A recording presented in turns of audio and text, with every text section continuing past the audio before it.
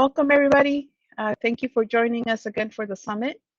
If you're coming in, we're going to start in 1 minute, but if you want to make your introduction in the chat and put your name, where you're coming from, and your pronouns, and if there's anything in particular you want to have covered or where you're looking to learn today, just go ahead and put it in the chat for us. We'll be starting in 1 second.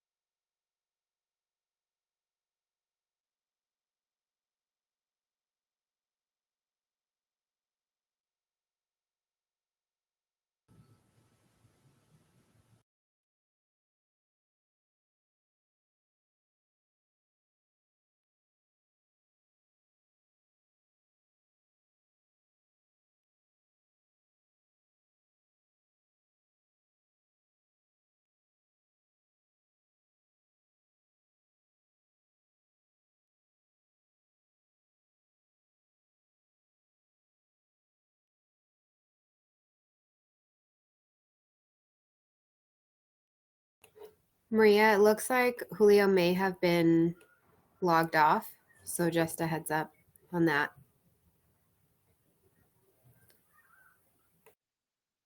Thank you.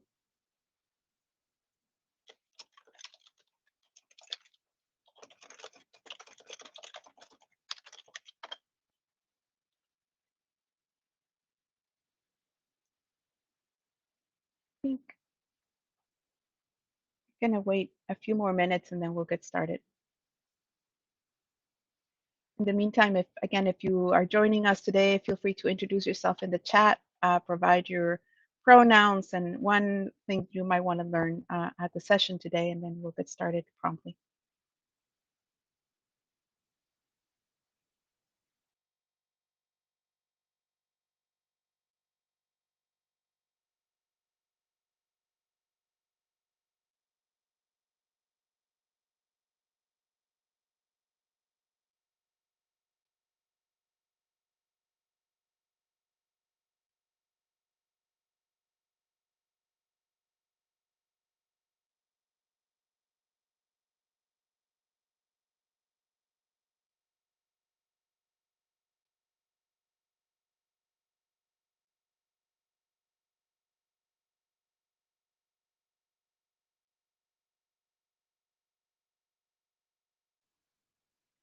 Welcome, everybody. Thank you for joining us. I'm happy to be here with you again today, and we're going to be talking about early assets for children in California, both from a local and statewide programs. We're going to get started. Just really quick, my name is Maria Cadenas. I'm honored to be the chair of the steering committee for CABC, as well as the executive director of Ventures. We're a nonprofit serving the California Central Coast, predominantly serving immigrant working class families to ensure that race, gender, or immigration status does not dictate income or wealth.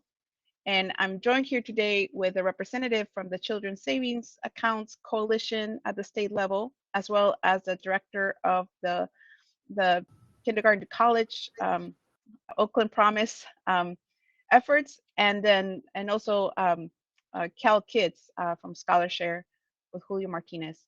But before we get started, I wanted to give a little bit of background when we're talking about assets for children. In particular, today we're talking about children's savings accounts, which is really a long-term investment that provides some kind of incentives, right? Especially with I'm working with low-income households to build savings for the future, specifically around post-secondary education.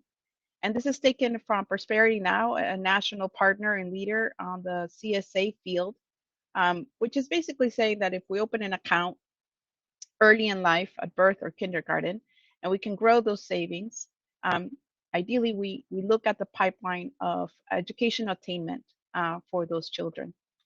And the impact of these models has shown to be predominantly impactful for low and moderate income children, where a college savings account of, regardless of amount, it could be between $1 and $499, is gets the outcome of having 3 times more likelihood of attending college and 4 times more likelihood to graduate from college. Other outcomes include social emotional well-being impacts to the children. So, for example, we have a similar program launched in Santa Cruz County where we focus on maternal depression, dental health and oral health, as well as early childhood immunization and check well visits as complementary to the educational goals as a way of making sure that families thrive. So it's an intergenerational health and education model in Santa Cruz, and other models across the state and across the country use the same tool to get to that goal. So that's the studies and the research around the value of this asset investment above and beyond the assets themselves have been well proven. And we're excited to see the field continue to grow and develop, especially here in California, where we just saw the launch of the statewide program, Cal Kids, that's really leaning on a lot of our local experts here in the state, including Oakland Promise. So I wanted to pass the stage to our first panelist, Vina Pulaski, who's going to give us an overview of the field in the state, as well as some insight from a local provider working in the space on what is taking place. So Vina, without further ado, she's the director of the Kindergarten to College at Oakland Promise. Welcome, and I pass the stage to you. Thank you so much, Maria. Share more about what we're doing in Oakland Promise, but also what we're doing across the state. So again, my name is Vina Pulaski, and I'm the director of our Kindergarten to College program, or K2C, at Oakland Promise. And it's a Promise program that launched in 2016, and we have a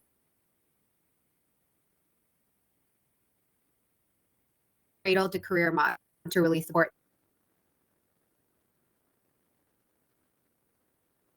on the California CSA Coalition Steering Committee, which is a coalition that has representatives from many Promise programs across the state. Some of us are here with I know attending today. So I'm excited to share the work of kind of the coalition that we've been doing and be a representative for them. And I'll be speaking about the California CSA field in general, and then speaking more about Oakland Promise, our impact, our program model. And just for naming purposes, when I say CSA, there's a lot of different name associations with that. But when I say CSA, I'm referring to a child savings account. So just some naming norms before we dive into the presentation. So next slide. Perfect. I see it's up there.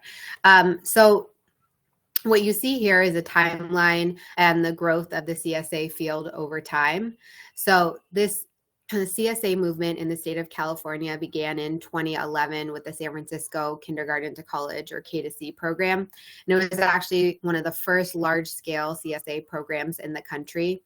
Since that time, local governments, school districts, and community organizations throughout the state, including Oakland Promise, have built more than a dozen CSA programs, really investing in the college futures of our children and in the communities across California. So if you see here kind of on the timeline, there are actually 15 local programs now across the state with more than 150,000 California children with those CSAs. And these accounts hold more than $20 million in those CSAs, which is an incredible progress in the past 10 plus years. And we're going to just continue to see those accounts grow more with the emergence of Cal Kids, which my co-presenter Julio Martinez will touch on afterwards. And it's really amazing to see the number of communities we've been able to serve over the past 10 years, and really shows you the rallying that is around this movement across the state. So there are Promise programs in the Bay Area, the Central Coast, Central Valley, Northeast, and the southern regions of California. And really, these programs operate with this core principle around economic equity, economic mobility, and offering targeted educational, financial, and family support resources to enhance the impact of CSAs in those communities.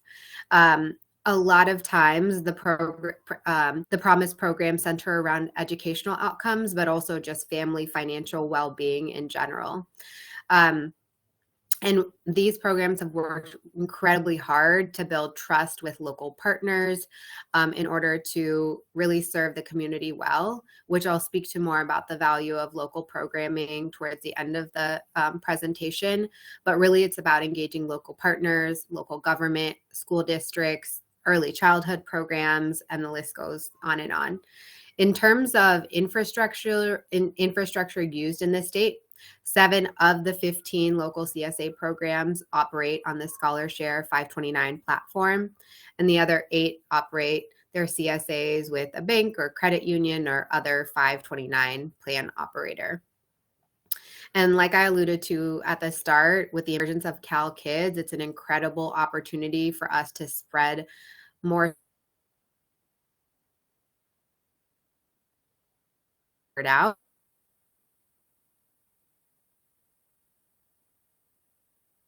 Working closely with the Cal Kids team to figure out what that looks like on the local level. So the Cal Kids team, Julio, Noah, and his colleagues actually met with Oakland Promise folks last. How do we reach our communities and spread this CSA opportunity to more of our community? Next slide, please. So now I'm going to dig more into Oakland Promise. I'm going to give you what you see here, it gives you a visual of our overall impact. But what I'm going to also share is a little bit about the comprehensive services that we offer. So I'll share a little bit about each of the 4 programs and speak to the impact that we've had to date. So the first leg of our program is Brilliant Baby, and we have our Brilliant Baby director here, Jossie. So, I'm happy to have her here too.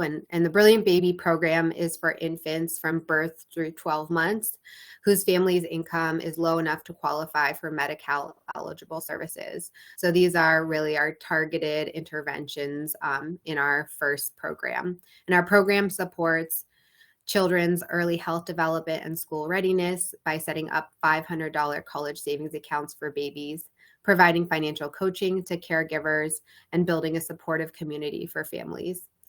Our goal here is to enroll all eligible families into our program with the hope that caregivers will feel less financial stress and more confidence in their abilities to prepare their children for school.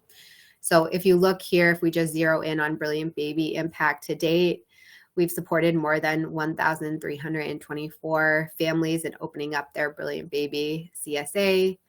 77% of Brilliant Baby families have actually participated in the financial coaching component. And 93% of families who we work with on the annual survey say that Brilliant Baby has positively influenced the way they think about their child's future. So we're seeing really incredible impact so far through that program. Next is our kindergarten to college program, or the program that I lead. And in K2C, we support families beginning in kindergarten, and we do this in 2 key ways. Firstly, we provide financial assets and technical assistance to access those financial resources. And these assets include the Oakland Promise Scholarship, which is $100 that that students receive starting in kindergarten and can earn additional milestone amounts as they go through their K through 12 journey, as well as a family-owned CSA offering that we offer, which is when families open up the account, we actually give them $75, and that's the component that families can actually contribute to and engage with. And then secondly, we provide additional programming for our students and families at the elementary level, really preparing them for college and career. So an example of this is a career exploratory series for our elementary students of what it's like to be a doctor, what it's like to be a scientist. And so we have community partners we work with in order to actually implement that programming. And key to that work, including our community partners, is inclusive of our school district and our charter networks, who we really couldn't do this work without. To date, our impact looks like that 0 fell below. Sorry about that, but we've had 35,000 elementary students who now have that K2C scholarship account, and $4.3 million that we've awarded in total scholarships at the elementary in the K through 6 space so far. So that's a kindergarten to college program. Our next program, you see here, we have 2 more programs kind of embedded in this last tier, which is our college access and our college completion program. So I'll be kind of sharing more about the program before I speak to this impact. So college access serves our students in grades 6 through 12, offering supports around college affordability, building aspirational identity, and engaging in the behaviors that we really want and allow young people to persist in their pursuit of both secondary and higher education. So key activities of college access programming include supporting high school students to apply and receive their Oakland Promise Scholarship, supporting students to fill out their FAFSA and California Dream Act applications, supporting high school students to complete their college applications, and more. We also work closely with our middle school students to talk to them about what it means to be high school ready, what it means to meet A through G requirements, and many more topics that we'd like to preview earlier on with our students. And then our college completion program actually kicks in once students graduate high school. And whether it's a 2-year, 4-year career technical education, our team is here to support. So supporting with scholarship check distribution, supporting with the transition from high school to college, and then key persistence supports. So each of our scholars is paired with a mentor who's graduated from college themselves, as well as an advisor who can support them through their journey. And then we have a program called a Cruise program, which works specifically with our first-year scholars to help them persist through college. And that's actually led by Oakland Promise Scholarship recipients. So comprehensive programming all the way that you hear from Brilliant Baby all the way to college completion. And here is the outcome data we have so far from our college access and completion programs. So students receiving Oakland Promise Scholarship supports is around 2,500. We have more than 1,000 scholars who have been paired with a mentor. And this is data that we've just recently received, which is really exciting because our first cohort of scholars from 2016 it's been 6 years since that time. So we have 52% of our 2016 OP scholars graduated with an AA, an associate's or bachelor's degree in 6 years. 13% of the first cohort still remains in college after those 6 years. And one of our key comparison points to that is listed below, which is the 4-year average at the national level, level is 28%. So really promising data and continuing to see how that impacts future cohorts. And then we have 94% of first-year scholars who are actually enrolled as of fall 2022, and $1.14 million that we've distributed in scholarship funds in the fall of 2022. Thank you, Maria. And this is our last slide. So here, that gives you an overview of Oakland Promise and our support services and our impact to date at a very high level.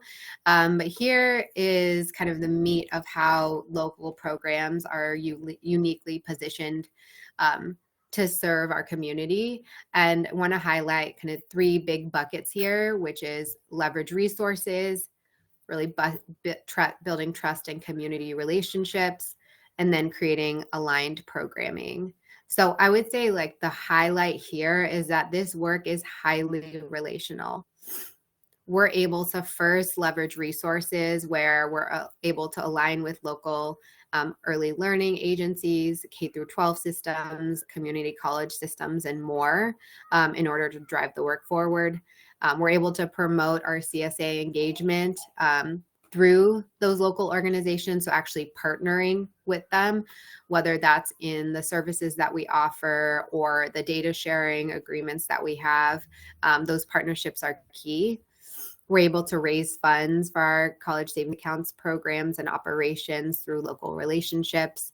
And then we can do targeted marketing. So texting, social media, transit centers, billboards, that targeted marketing, especially when I think about texting, for example, is something very unique to our local CSA program since we have those relationships. Next category is that trust and community work. A lot of the relationship building and trust comes from that in-person work and that direct contact that we have from students and families. So whether that's one-on-one advising, family workshops, tabling at school events, all of those pieces lead to building that trust and really legitimizing this college and savings opportunity, which someone could see an opportunity for CSAs and think that sounds too good to be true, or I don't trust banks, or I don't trust this system. But talking to a person about it and actually understanding more about it goes an incredibly long way. And then you have the language capacity and cultural competencies that exist within the local programmings or local programs. So just in Oakland alone, there are more than, I believe, 56 languages spoken. And thinking about how you share that opportunity across all those languages is something that the local programs and us as an Oakland Promise program are forced to think about and address. And then the last bucket you see here is aligned programming. So because we have these relationships with local organizations and with our families and students and scholars, we're able to really influence the behavior and identity that our community, that we're hoping to shape, that our community is able to understand these CSA components more. And so we support with financial coaching, college advising, college visits, referral to emergency services. Those are just some examples. And I'd like to highlight an example actually from Santa Cruz Semillitas program that Maria, our moderator, runs. And this is, I'd like to highlight this explicit goal that the program has of improving early child development and has specific milestone contributions aligned to their CSAs that are linked to participation. So, and I'm 95% sure I'm getting this example correct, but taking children to their first dental visit is when they get an additional contribution to their CSA, as well as they have some unique programming kind of coming up that are also going to be aligned to milestone contributions. And so those are examples of really the families or the programs being able to provide kind of holistic programming to improve overall health outcomes. And then one of the values is also that families see that this is a familiar organization that they have all the way from birth through post-secondary journey. So it's that brand and name recognition and the trust that we've built over time. And then we can advance local goals through our program infrastructure, kind of like the example that I gave with Semillitas, or additional examples that I'm happy to share after. But I hope this gives you a sense of kind of the three different buckets in which local organizations are uniquely positioned. And welcome after my co-presenter Julio Martinez shares more, we'll have time for question and answer. So thank you for listening. I think you're on mute, Maria. Thank you, Vina, and for flagging my microphone, which is always appreciated. You think after 3 years I'll be a pro at it, but we still miss out. That's a great overview of both the local CSA field and then the program at Oakland Promise, which is great. And now we're going to move to the exciting news, right? California just launched their universal CalKids program. It's sitting under ScholarShare, and today we're joined by Julio Martinez, the executive director of the ScholarShare program, who oversees CalKids, and he will be giving us an overview of what that means and how that has moved the field, but most importantly, the impact that it will have for California children. Julio?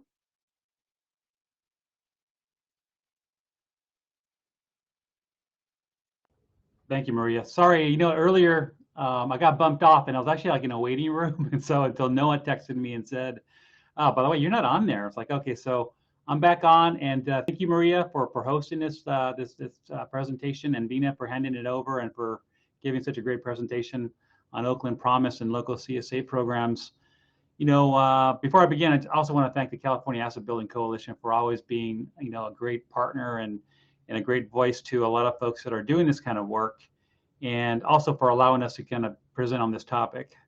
So my name is Julio Martinez. I'm the Executive Director of the Scholarshare Investment Board, which oversees the state's 529 College Savings Plan, Scholarshare 529, and its new statewide Children's Savings Account program, CalKids.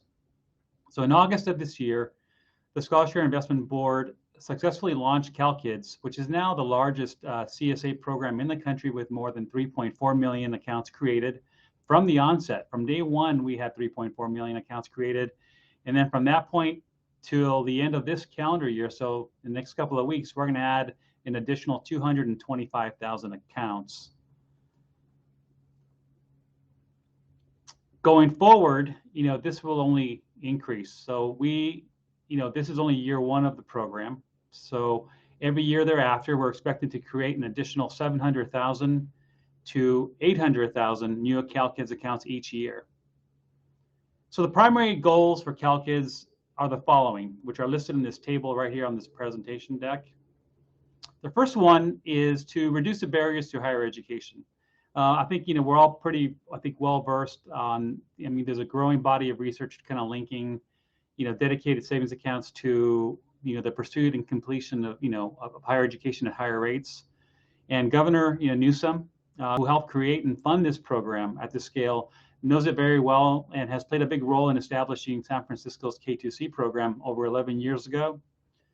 Therefore, it's our hope that these accounts, along with all the other aspects of our program, will inspire greater numbers of underserved and underrepresented students to pursue their educational aspirations beyond high school.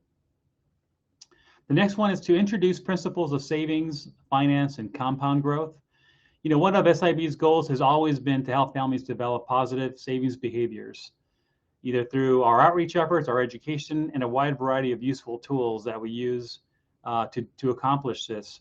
In the coming weeks, we'll be adding an online personal finance wellness program or tool on the CalKids portal so that all participants can use it when they wish to use it, but you have to log into the portal to utilize this new tool.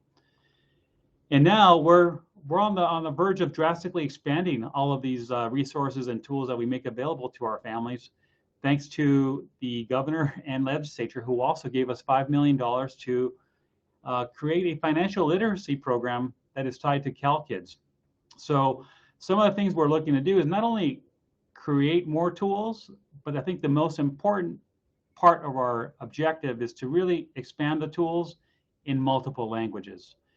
We don't have a lot of resources to kind of do that with our existing allocation, but this money will certainly help us do that. And so we're very excited to do that. And you'll see this kind of rolling out over the next year. The next one is, complementing there are regional CSA partners throughout the state. CalKids is unique in that, we have a lot of local CSA programs throughout the state. I believe we're at, I think, over 13 now, 10 of which are already existing partners with Scholarshare 529, and we're very proud of that. But however, CalKids is designed to serve the entire state of California. So we're talking all 58 counties, all communities. So our program is designed to kind of be just universal statewide. And so we have that as our main objective. And that was very clear from the onset. However, we recognize that, like I said earlier, California is different from other states in that, we had a long history of local CSA programs taking the lead in the local CSA movement. And so we want to make sure that we actually kind of partner and collaborate, especially in the area of outreach. And that is also going to be exciting next year, because in this last state budget, we were also allocated another $5 million to kind of enhance that outreach collaboration with our partners. And so in the meantime, we are working on the criteria and the application process, and we're hoping to have that information available to everybody by early next year. So in the coming months, at some point, we'll be putting updates on our Scholarshare Investment Board website, and you can check there. If not, you can always reach out to us, and we'd be more than happy to let you know where we're at on that front. And then lastly, is to help families save for future higher education expenses using Scholarshare 529.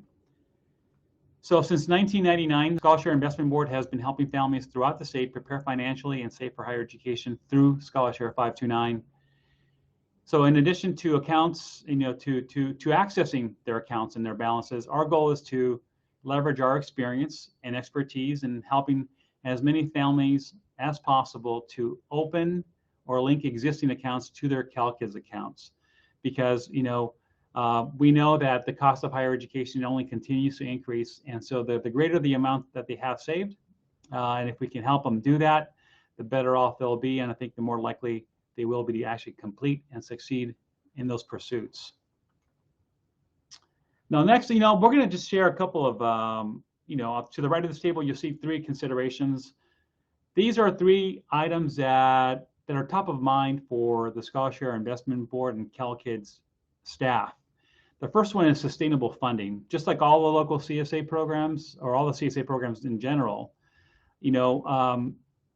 funding is important and it's key to make it work. So at our scale, we're lucky in that we had a very generous and forward-thinking governor and legislature, especially 2 members I'd like to kind of give some kudos to, and that is Assembly members Adrena Zarian and Kevin McCarty, who played a critical role in supporting this budget and this legislation. And so for us, we recognize that the fiscal forecast is not as rosy as it has been for the past few years, and there's a lot of caution being spread in the Capitol and throughout the state, right? And so one of the things that we have to kind of continue thinking about is what other sources of funding are available to us, and so we're going to continue exploring that.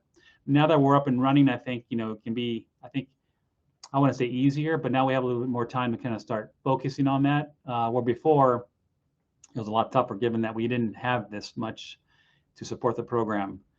And the next part is coordination of data. As an agency, we have never in the history of our agency ever dealt with so much data. So to create this program and create these accounts, we had to partner with the Department of Public Health and the Department of Education and collect this data in a manner that is safe, secure.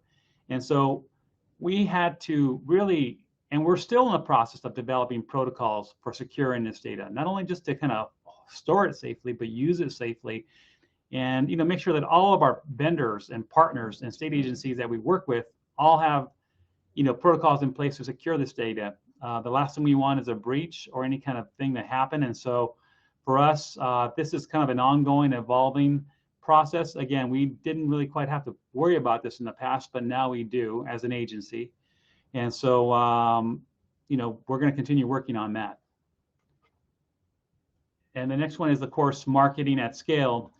Given that, we were only allocated $1 million to market this program in 1 year fund and 1 year one-time allocation for the entire state of California, and given the size of our state geographically, but also from our population standpoint, and given our budget, it's going to be a challenge. So, we're going to think creatively on how to best use that money, limited money, but more than likely, we're going to end up relying on the old ways of doing things, which is really working with partners throughout the state. And that includes schools, administrators, parent associations, CBOs, employers, clinics, and hospitals.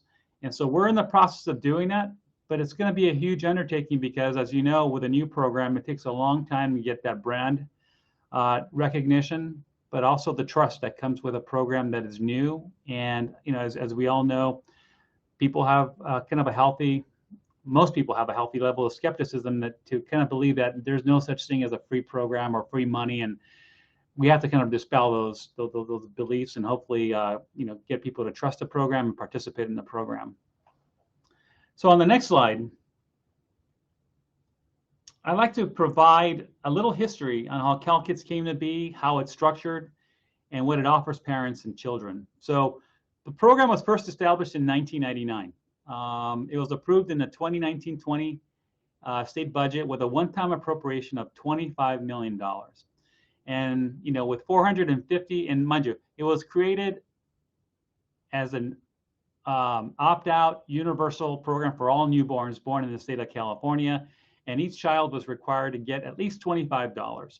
So if you can imagine having, 450,000 births per year, we knew we'd be kind of belly up by year 2.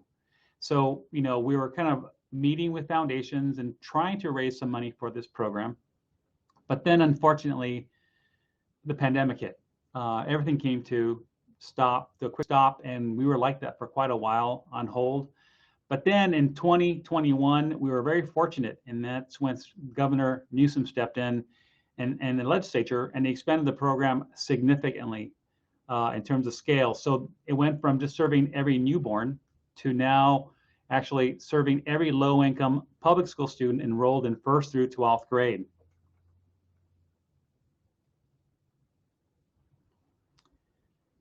And with only 11 months, to kind of develop and implement this program, we did it successfully by July 1st as required by state mandate. So that was really kind of a testament to the hard work of the governor's office, the state treasurer's office, Assemblymember Nazarian's office, our plan manager, TIA CREF, Tuition Financing Inc., and of course our small but mighty CalKids teams, especially Noah Lightman, who's on this call right now. They made it happen. They kind of launched it. They put it together, launched it, became operational by July 1st, but the program didn't really become formally launched until August 10th, thanks to Governor Newsom and the great press event that he kind of did for us. So now the program design is this. So I mentioned that we are opening accounts for every newborn beginning July 1st of 2020. So every newborn born on that date or after will get up to $100, and that includes a $25 seed, a $25 for registering on our CalKids portal, and $50 for actually linking a new or existing Scholarshare 529 account. The next component, which is the biggest component of CalKids, and that is low-income public school students enrolled in 1st to 12th grade. They will get up to $1,500. All of them will receive at least $500, but if they happen to also be identified as foster youth, they will get $500. If they're also identified as homeless, they will get an additional $500. So these students are identified and recorded as low income by the local control funding formula on the California Department of Education Census Day. So as most of you know, that snapshot of these students is taken on the 1st week of October every year.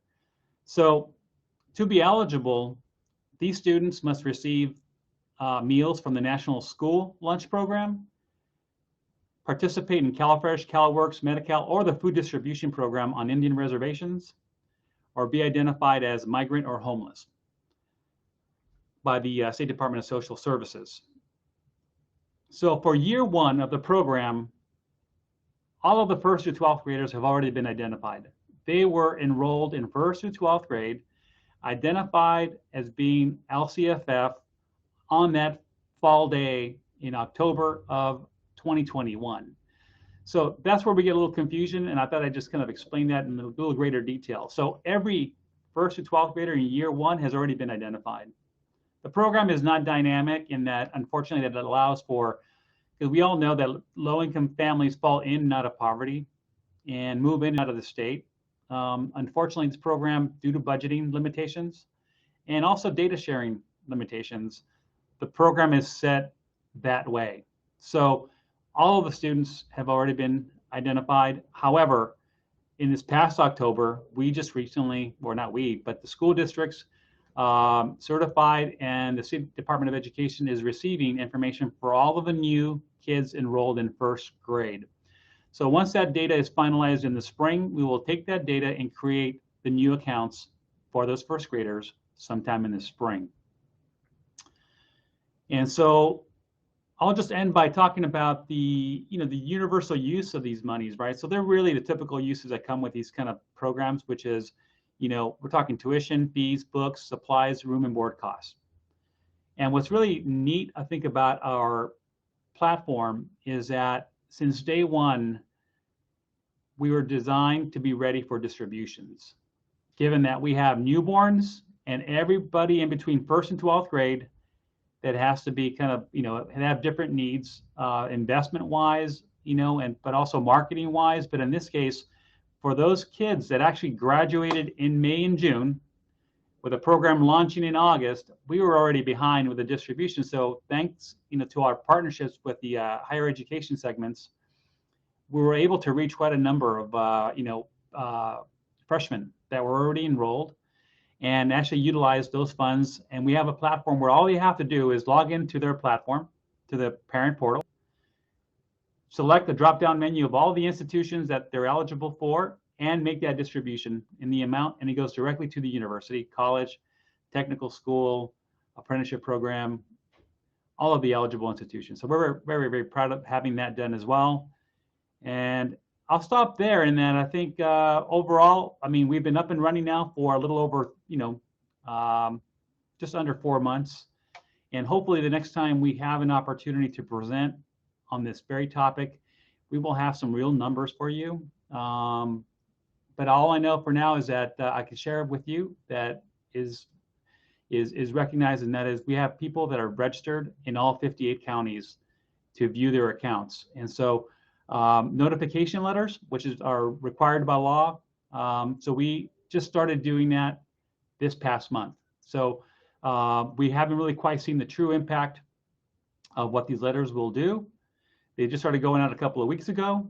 And then also because of the campaign season that just ended, we didn't spend our money on marketing at all until now. Now that the campaign season is over, we're looking to see what kind of numbers, what kind of engagement our marketing and our mail notifications will produce. And again, hopefully we'll do that at a next opportunity. But again, thank you for the opportunity to share this information with you.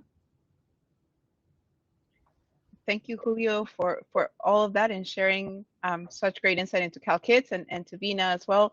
I'm just going to do some follow-up questions to both of you. And so we can have that conversation. And then for those in the audience, if you have any questions, please feel free to add them to the Q&A section, which is in the left-hand side of the menu on your screen. Or if you really can't find it, just put it in the chat and we'll try to track it that way.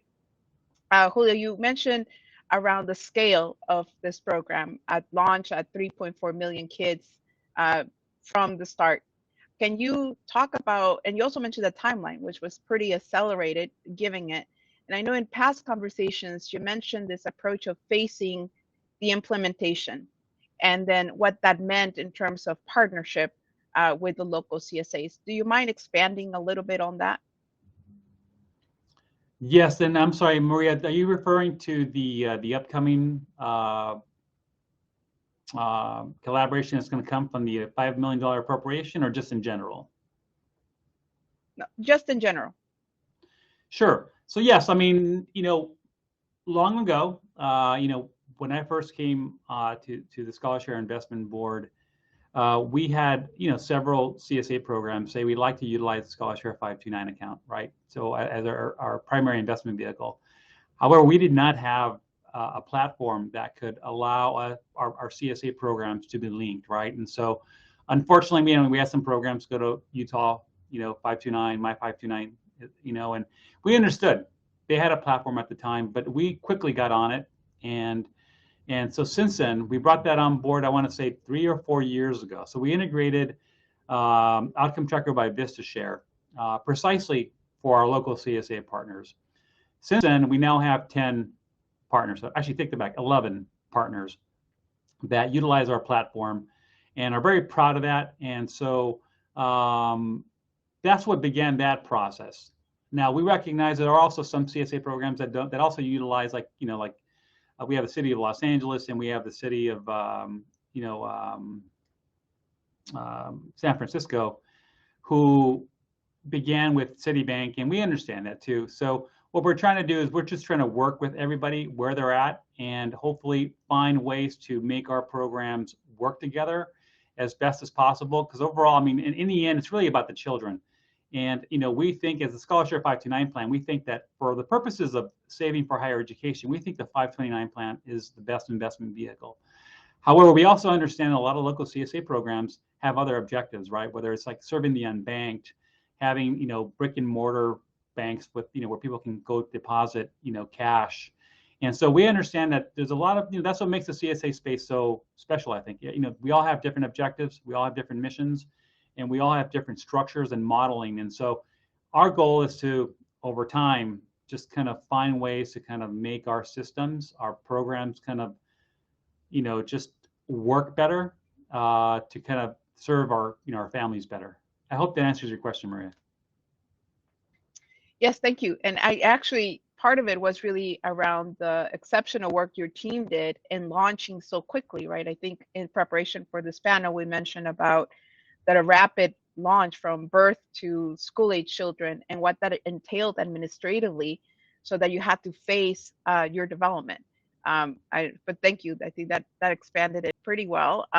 We do have a question that's kind of in the weeds of the implementation process for CalKids, which is coming from Mohan. And he's asking whether the initial seed deposits that are being invested, whether it's initial $25 or $500, and what is the growth by graduation? That is a good question, because, one of the objectives the legislature had, the governor had, state treasurer Maul had, is that this program should be inclusive of the undocumented. So the thing is, we didn't have, because of the short time frame, we didn't have enough time to kind of develop or find an investment vehicle that can serve like the effectiveness of what a 529 can offer, and then have it ready for disbursement right away. I mean, in fact, retroactively, 2 months, right? So what we did was we split the investment in 2 types of investments. And sorry if I get too much in the weeds. You can tell me, Julio, you're too in the weeds. So every newborn and every student through 5th grade is invested in a 529 account through Scholarshare 529. But for the purpose of expediency, but also because of the market volatility, what we did was we invested the investments for the 6th through 12th graders in a funding agreement with our plan manager, TIAA-CREF. So that is a safer investment. It doesn't, at least it's safe, but it produces a rate of return of between 1% and 3%, depending on the market. So one can only do the math. I mean, it just depends. At least the 6th through 12th graders will have a certain amount. You can do the math just depending on what grade they're in, right, and when they plan to use those monies. Now, the other children and students will be in a 529 portfolio, right? They're going to be in an enrollment year-based portfolio, passive one. That will be dictated by the market conditions, right? So it's kind of hard to tell, but one can, there's like general assumptions that one can draw from, where like they say on average, based on certain conditions, monies can double every 12 years, right? So that is our goal, but there's really never a promise that we make. But that's part of the education process that we try to offer through our parent portal, where they are going to see fluctuations in the market, and they are going to be asking questions like, why is my money down one day and why is my money up the next day? But the thing is, these monies, at least the CalKids monies, are owned by the state ultimately until the point of disbursement, when the child makes that request for a disbursement. So Mohan, I hope that answers your question. Thank you, Julio. Vina, a question for you. And I'm going to build on a little bit and expand on what Julio was presenting, which was the idea of the different flavors, needs, and kind of outcomes that use a CSA model, right, to achieve that kind of impact. And from a local CSA standpoint, I know that the conversation has been a lot around equity, whether it's racial equity, gender equity, those left out of the economy. So it's not only an asset building tool, but really a way of looking at participation, inclusion, and reaching some gaps. So when we look at that and the connection about the value of local programs, I'm just wondering, in the 3 tiers that you showed, right? If you wanted to expand a little bit from a lens of equity, how are local programs maybe approaching the vehicle, as CSA, slightly different or complementary to what CalKids is already expanding on? Yeah, Maria, thank you for the question. And I'm going to kind of answer through the lens of Oakland Promise. If any colleagues who are on here want to add in on the chat, please feel free to do so. as Oakham Promise, this conversation of universal targeted services is kind of what emerges often. And it's how can we make an opportunity available to everybody, but also put resources to those communities that are most marginalized. For our Brilliant Baby program, we put our eligibility requirements are centered around creating more equity. And so that's specifically around those Medi-Cal eligible families and babies who we are serving. As we see that throughout the continuum in our K through post-secondary space, it's around the services that we're providing to those schools or to those families who are most marginalized. And so we think about that. It's around who are the families and the schools. So specifically in our elementary work, it is thinking about and understanding which schools are the ones that have the highest free and reduced price lunch population, and how do we target our resources to those families. So that's one. Two, we think about what I had mentioned in my slide around language capacity and cultural competency. So how do we actually provide services in the languages that our families need? And how do we change our talking points and framing to those families to actually understand what is the root of that concern? And then how do we actually put more dollars to families and students who actually need them? So if you look at actually our scholarship milestone programming, you see that from K through 9th grade, we have certain milestone amounts that we give to all students. And then by the time they actually get to 12th grade, it's income eligibility that actually drives how much additional funding that you get. Then we think about the persistent supports that you receive as you go through post-secondary, and it's those kind of identity building persistent supports that we know really matter. So it's really a process of looking about our resources and understanding, in terms of time and money, how are those going to those families who are most in need, but also making an opportunity available to all families. It's a little bit of nuance, and I'll give you just an example. Is we have our higher income schools that we work with, and while it might be that only 25% of families there qualify for free and reduced price lunch, we still know that we need to serve those 25% families, even though that might be low percentage wise compared to other schools. And so it's balancing how do we actually put more resources to those 25%. So that's just an example. Thank you for that. And it actually reminds me of the launch in Santa Cruz around Semillitas, right? Because we did a targeted universalism approach where we do every baby, and the milestones are targeted for working class families, right? And I think the nuance for us was that we tied it to child development because that was a priority in our county. The investment of 0 to 5 and child development was a comprehensive need around health and well-being that was beyond our program, that it was a conducive county need.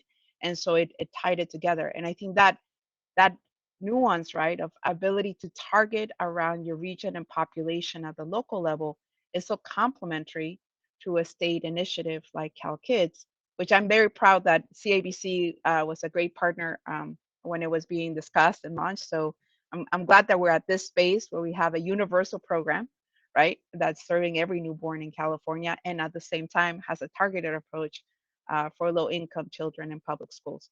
So I always wonder what's next, right? How are we going to continue an effort to create belonging and assets for families and create intergenerational approach, which the financial capability education, I think, is a great aspect to that. And speaking of which, we have one question in the audience around what steps do parents need to take to open an account, and how do they do that? And Julio, I think that's for you. Sure, no, good question. So Outcome Tracker by VistaShare is this platform that is very similar. I think it's really the same platform that a lot of us in the CSA space use. It just happens to be the most commonly used one. And all you have to do is since we're serving 2 segments, you need a certain set of information to log in. It's actually quite simple. But you need these three, what we call the three shared secrets that only a family would know. So if you're a newborn, or a parent of a newborn rather, you need what is called the local registration number. It's actually on your birth certificate, on the baby's birth certificate, right? And their name and county of birth, right? So it's really simple. However, we're also, parents may not want to look for it, or they lost it. The thing is, we're going to mail them a notification letter in the mail that's going to have a QR code that leads them to the portal, the website. And on there, we actually created for security reasons, we didn't want to put their LRN on the letter. So we created a code. So they get a simple code. You just enter it there, and then the rest of the information, right? They go in and they enter the portal. They can see their balance, and they can actually confirm and verify their contact information, right? For the school age kids, it's a little different. It's the same information, except instead of the local registration number, we are asking them to give us their statewide student identifier, right? So that is a number that's a little confusing for some, only because not everybody knows what it is, right? So they may have their student ID number from school, but it could be different from that number. But the wonderful thing about that number, that doesn't change, right? For the most part, it doesn't change if the student changes from one school district to the other. So if they have that, their SSID, their name, birth date, and of course the county of where that school is located, they're in. So it's actually really quite easy to do that. And of course, on that portal, we have videos on how to do that. If you need instructions on or support on how to do that, and right now we have it in English and Spanish, but we also have videos on how to link and open a ScholarShare 529 account that can actually help them do that as well. And of course, we have a call center that does that supports callers in all multiple languages, and we also have a team to kind of support them either through email or any other way.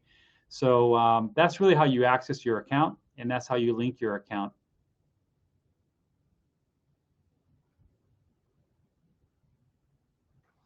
Maria, you're on mute, Maria. Thank you, Julio. We have a follow-up question to that, and maybe it's for you, Vina.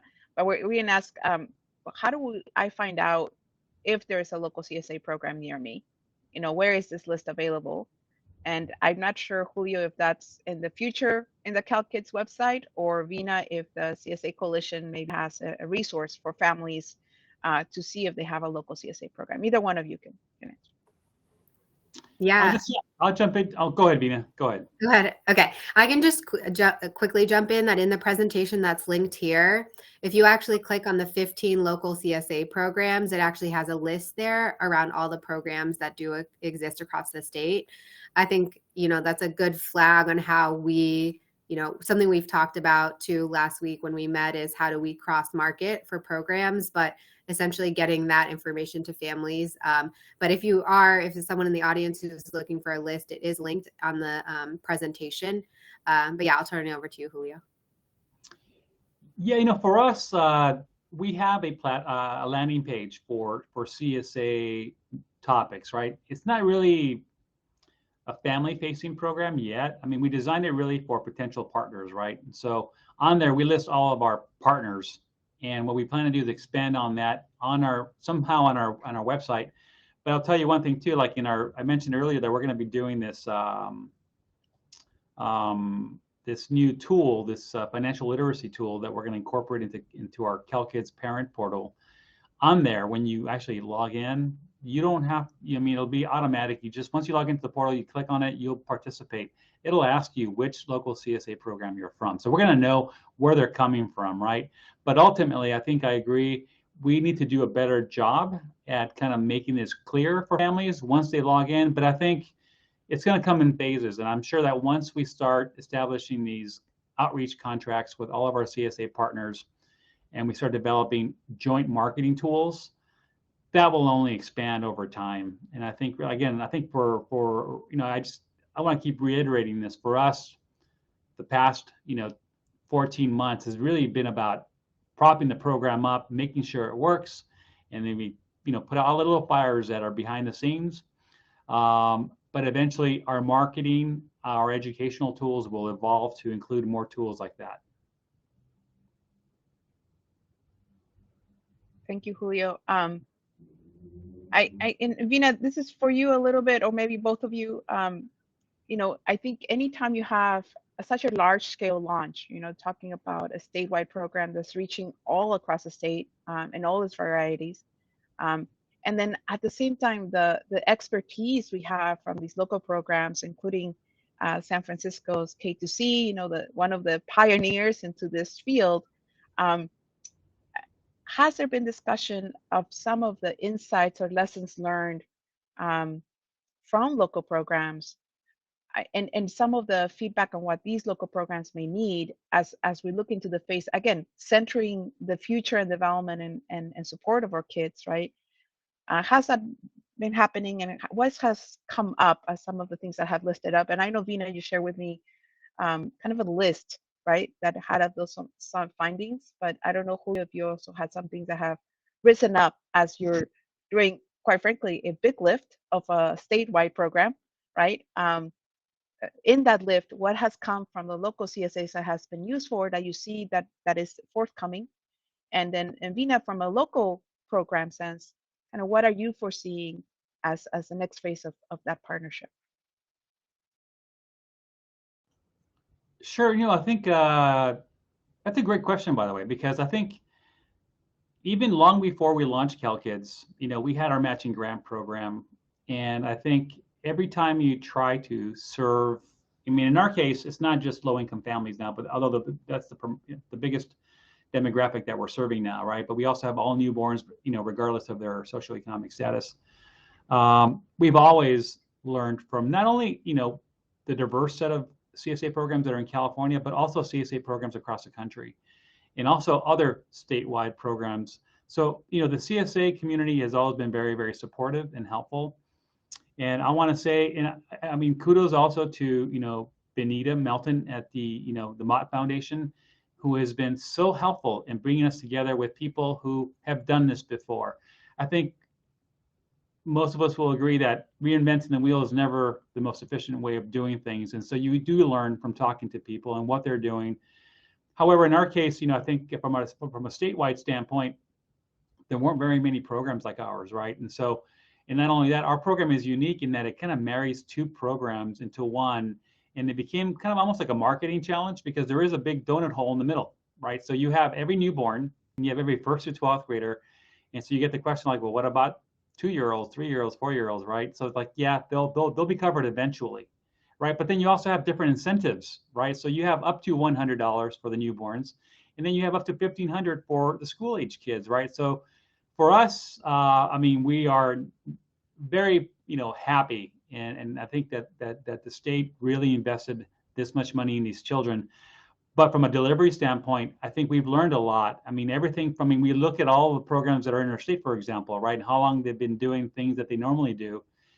And we do pay attention to what, whatever learnings you've shared with us, we have tried to incorporate them, except I think for us, it's a little different in that, we are like the McDonald's, right? So every McDonald's is the same in every county in California for the most part. So we try to do things uniform, because that's the way at scale becomes more cost effective from a budgetary standpoint, but you also become more consistent. And that's kind of like I think where we differ a little bit from the local programs, but we do learn from you guys, because ultimately this is not where we stop. Having this big program at scale that kind of meets the needs of children, whether you're in Redding, California, or San Diego, or Fresno, or Santa Cruz, that's step number one. The next step is really, how do we up our outreach game, right? Because we do have an outreach team, and we've always partnered with folks on the 529 front. Except now we're talking about serving, 3.4 million low-income public school students, and so now we're heavily partnering, for example, with schools, and all the educational groups I just mentioned, right? Not to mention now it's hospitals too, and clinics that serve the parents and newborns, in First 5 California, United Ways California, all these great organizations. But I think you guys have been doing this for a long time, and we do watch what you do. We do read what you produce, and we do try to incorporate best practices all the time. And we're going to continue doing that going forward. Yeah, thank you for the question, Maria. And I appreciated hearing, Julio, your answer to sparked, I have a lot of thoughts on this, and I'm, curious to see how it evolves over time. And I will just quickly touch on the fact that, collaboration and learning alongside each other is really important. I know Julio and the team and CalKids team just did their first town hall as kind of a marketing opportunity. And, I was curious to see how it went. What are the lessons learned and how do we collaborate, for example, with those opportunities going forward? But I'd say just learnings over the year, there are a number of things that come to mind. Like one, being super clear on what those impact metrics are that you want to have is like first the guiding kind of principle. I've been with Oakland Promise now for 4 years, and I have spoken with a number of emerging promise programs across the country, and they like in an hour, like, tell me what are the most important things to know. And, for me, it's about asking a lot of questions instead of being able to give them an exact roadmap. And that's because of the nuance of all the community of their communities that they serve. But partnering with each other and not reinventing the wheel, to Julio's point, is incredibly important. I think we learned that everything takes much longer than you think, because if you're truly building the infrastructure that you want to sustain, it's going to take a long time. So, for example, getting access to student data for our scholarship administration has been a well over 2-year project, and we're still working to understand how we get access to student data. And, as a parent, I feel glad that it's hard to get access to student data. As a program leader, it is how do we work within those systems and work together to get access to that data to ultimately get that scholarship opportunity to our community. Building trust is huge. And I think I guess not the answer, but the question we keep coming back to is, how do we scale with quality and continue to account for the fact that we're in the business of serving communities in which the landscape evolves constantly, and how do you evolve with your community? And, the most glaring example is like during COVID, people were not focused on how do I open up a college savings account. They were focused on meeting basic needs. And so how do you move with your community? And so I would say those are some key pieces that come to mind. So yeah, thank you for the question, Maria. Thank you, Mina. We have one more question from the audience, which is really coming from CAVC. How can we support the enrollment and investment in these accounts, whether it's CalKids and or your local CSA? I'll go only because Vina just finished speaking, so I'll give her a chance to catch her breath. There's so many ways I think that CAVC can continue being supportive of CalKids. It was CAVC who helped us develop, the matching grant program, for example, right? And so we have always sought their opinions, and I think for now, the way we kind of view our evolution is that year one, and now spilling into year two, it's still about the infrastructure to make sure it's sound, secure, and it's working properly, right? Because we only have a team of 3 people. That every day we learn something new that perhaps our system isn't adequately meeting a need, right? And so the beauty of having that beta testing period between July and August is that it was all small scale problems or issues or concerns, right? And then the notification letters went out, at least the first batch, small batch, test batch, a couple of weeks ago. But now we're looking at, having 500,000 letters delivered every month, right? And these problems can quickly escalate. So we're going to continue focusing on the infrastructure for the time being. Phase 2, which we're in now, but hopefully hope to ramp up, and that's really partnerships, name brand recognition, and developing trust, with all of our partners and the public, right? So we want to make sure that it's understood this program is evolving, it is registering families, it is dishing out money as intended. And so that's really kind of where we're at now. But ultimately, we're establishing a baseline, right? There's no program like ours, so we can't say, program X did this much. I mean, we're monitoring and we work really closely with Pennsylvania. Pennsylvania is probably the closest in terms of structure to ours, but Pennsylvania offers a different incentive structure. But as far as like the actual model, it's very, very similar. So we're monitoring what they're doing. So right now, what we're doing is establishing a baseline so that we can kind of at some point establish really concrete goals and objectives, because there isn't a program like ours. And so it's really hard to kind of have goals, especially when you have a small team. And so really, like I said, going back to our previous phase, it's going to come down to partnerships and whatever marketing we can get out of it. Now, going back to the third phase, which is really kind of establishing a baseline, is also establishing like Vina said, like metrics that are clear. But not only that, not only as far as engagement, how much people are engaging with the program, how many people are actually withdrawing their money for their intended purpose, how many people are actually saving or opening up their own college savings accounts. That's important. But I think the one thing that's made very clear from the governor's office is that we're going to continue working with them to hopefully get more data points, because we have a lot of data now.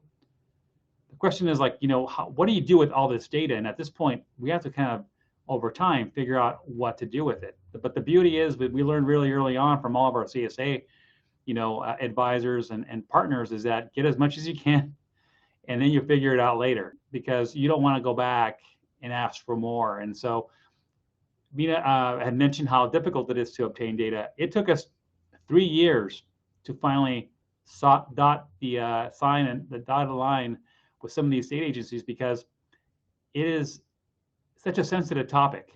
It really, that's a one piece that kind of complicated the whole process for us. But I think understandably, because people are wondering, like, why are you using data that's normally used for research or healthcare related issues or college savings? What is this, right? And so we had to really, as a small state agency with only 13 employees, had to convince folks that yes, we are good stewards of this data, right? And so it's going to come in phases. We're a small team. I don't think we're going to move, anytime quickly.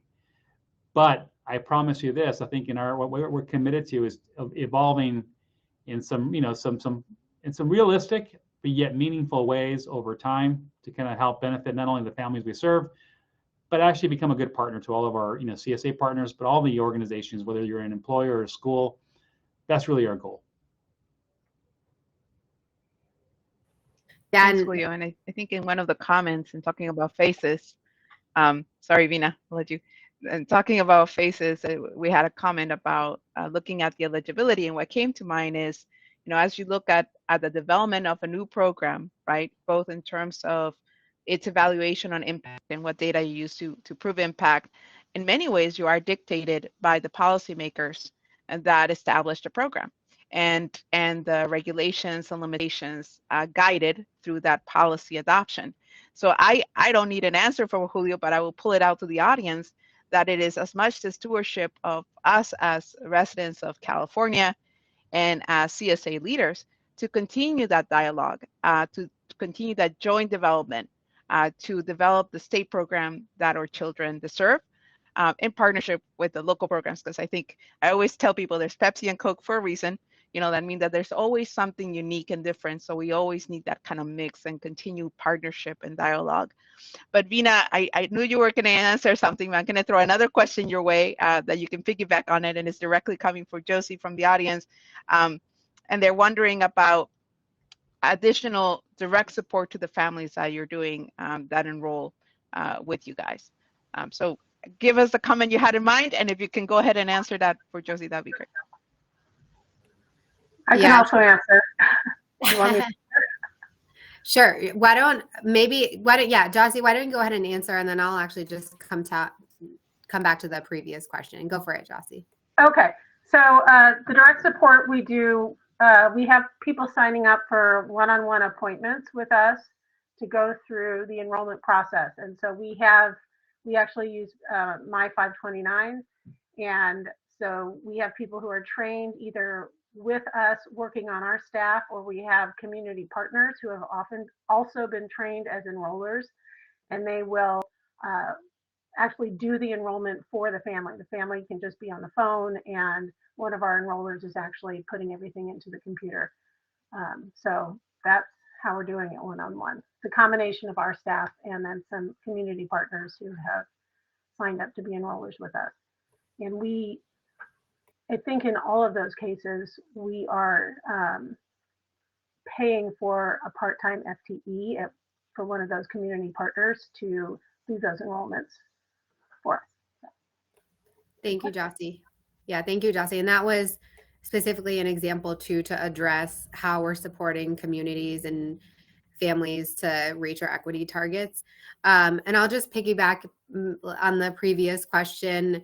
And I echo a lot of what you both shared. And I would say, like, the overarching question that is important to ask, and when we think about how we support each other across programs, whether it's CABC, whether it's other programs, is what is this systemic issue here that is making that is driving this decision, and is there something that we can address more systemically, collectively? And I think that that is something important to come back to around, if it is, if we're getting, for example, a hard time accessing data, what are the systems in place, and how do we actually change the system so we're just influencing any systems to make the job easier? And I think that it comes in program design and how we outreach to families. And then, I think specifically elevating this work to funders. Julio, one point that you brought up a couple of times is you guys are 3 people doing this work. And it's true. We know that the money to families and students in the community is the most important thing. But in order to do that well, in order to have people actually act on this resource, the administration and operations is huge. And so I would say elevating the work we're doing to funders across the state and across different sectors is incredibly important too.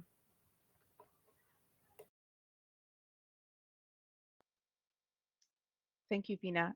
We have about 6 minutes left to give Vina and Julio the chance to say your last comment. How would you like to close off this panel and let those in attendance, whether they be asset builders, funders, or participants of your program, what is the last word you would like to share? And I'll give you about 1 to 2 minutes each to do that. And Vina, since you just finished speaking, I'm gonna let Julio go first, and then close off with you. Sure. No, first of all, thank you again, Maria and Vina, for allowing me to be part of this discussion. I thought, it was great. And I think, we're excited to be up and running. I mean, we see the engagement, and we see how, certain partnerships or certain marketing efforts do move the needle. And so we're learning. And I think over the time, hopefully we'll become really good at kind of helping families in each of the 58 counties engage with the program, benefit from the program. And, as always, I mean, the people on this call are those folks that care about this issue, right? And so we look forward to hopefully partnering with you in some capacity, and formally or informally, right? Because we do have a program coming out in early next year that'll provide some funding for these efforts with local CSA programs. But if you're not part of a local CSA program and you're a nonprofit and are just interested in passing this information on to families, we welcome that as well. And again, over time, we're only going to grow as far as, complexity and sophistication. And I think, we want to do a lot when it comes to financial literacy. We want to do a lot in terms of just instilling good positive behaviors in our families. But more importantly, we just ultimately want to know that our kids, these kids that are participating in these programs, are actually reaching the objective, right, which is to pursue their higher education goals. They're using their monies. And, over time, we have the data. We'll have the data. We just look forward to working with you and helping us just, spread the gospel. Because, I mean, this is real money. It went from just being, a first $25 seed to now up to $100 for the newborns, and up to $1,500, which is not, something to sneeze at. That can really make an impact on somebody's life, especially if it's overlapped with some resource that may exist in their local community too. So you throw that in there together, they can cobble together a really pretty good savings account, and I think that will probably even have a better impact. And so I look forward to, to working with everybody, and you know where to reach us. And thank you for the opportunity. Thank you, Julio, and thank you, Maria and Julio, both for kind of co-facilitating, co-presenting, and I appreciate everybody who came here today to listen to kind of what's on the horizon. I'm excited to see how this continues to grow across the state as a statewide program, but also how we continue as local programs to support each other. A number of folks here, Mohan, Jossie, Noah, are people that, work very closely alongside us. And I'm hopeful and excited to see how we continue to partner. And, I know, Julio, you said that this was baseline where there aren't that many programs that look like us. And I hope that, as local programs and state programs, we can, our baseline, is here, but that we continue to, outperform how we hope we perform to ultimately, hear from students and families about the amazing work we're doing. That's the way we truly know that we'll be creating more of an impact, is to actually hear it from the community. So, curious to see how it all evolves, and just appreciate you all for being here and being part of the conversation. Thank you, Vina. Thank you, Julio. Thank you, everybody who joined us and asked their questions through the audience. I'm going to let us off a few minutes before the end so that you can take a 9-minute break and then join us for the following panels. Again, thank you to everybody who participated. I hope that you learned something new about the great investment we're doing with children in early childhood here in California, and the opportunities to do more. We'll see you at the next session. Again, thank you, Vina and Julio, and we'll talk soon.